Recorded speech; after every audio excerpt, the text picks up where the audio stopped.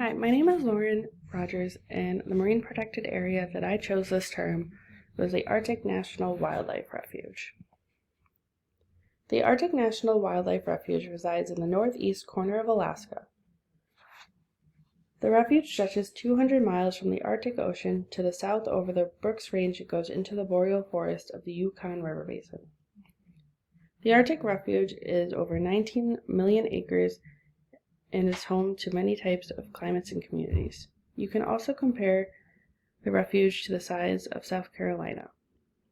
The regions that the Arctic Refuge cover are coastal marine, coastal plain tundras, alpine tundras, forest tundra transitions, and boreal forests.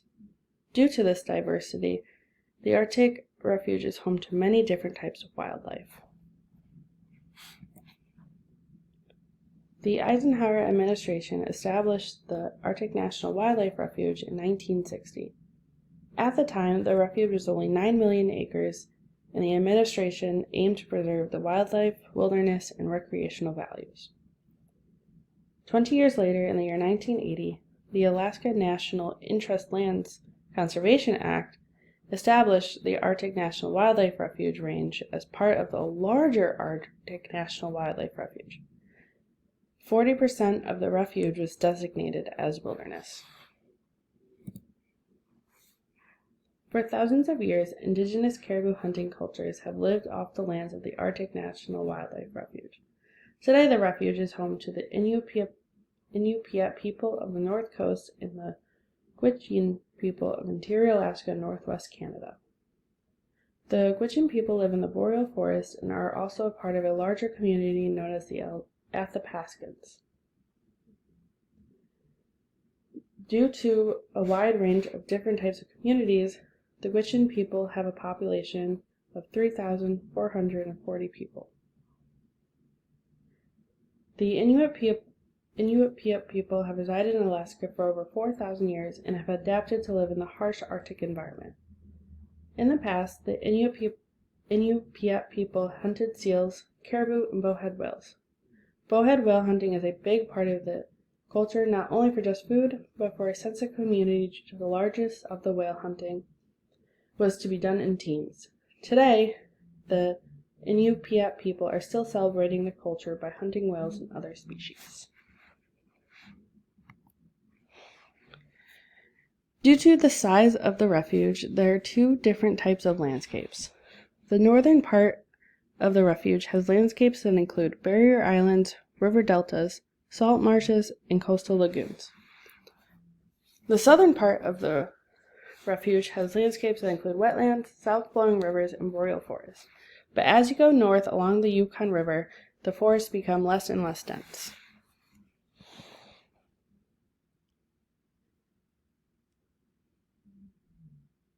In the Arctic National Wildlife Refuge, there are 1,454 species documented that call the refuge home.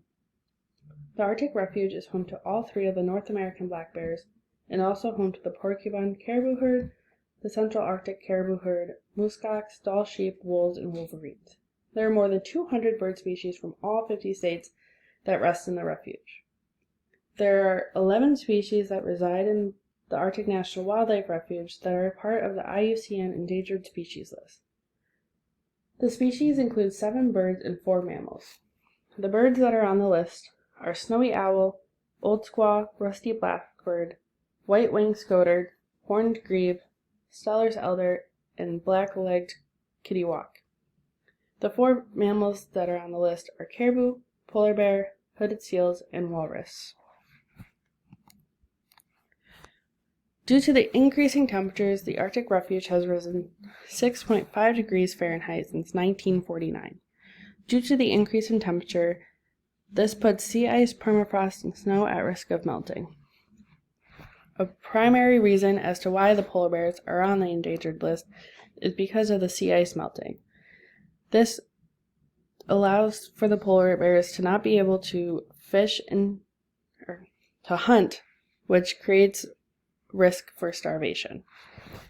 Rising temperatures can also impact local hunting, which risks the success of the cultural tribes.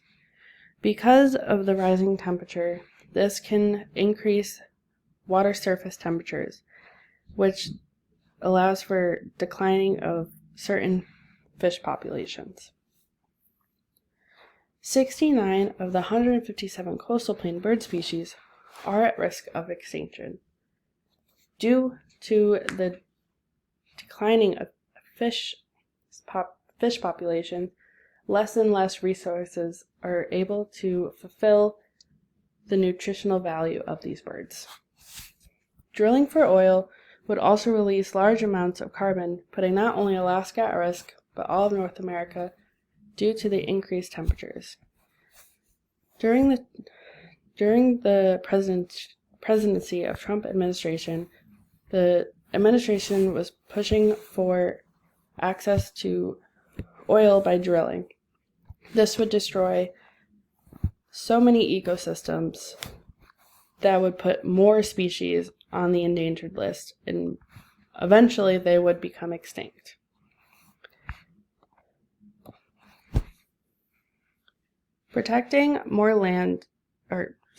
The recommendations that I would recommend are protecting more land from energy development.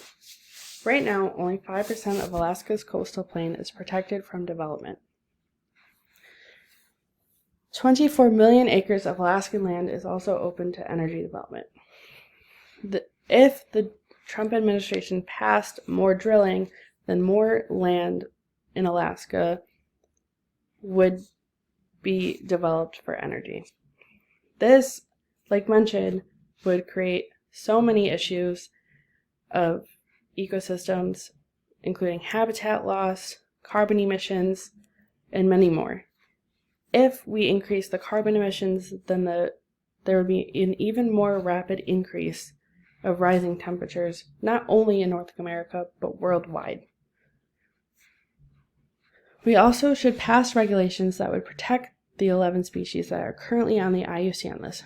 This would be hard because species like polar bears are at risk because of snow melt.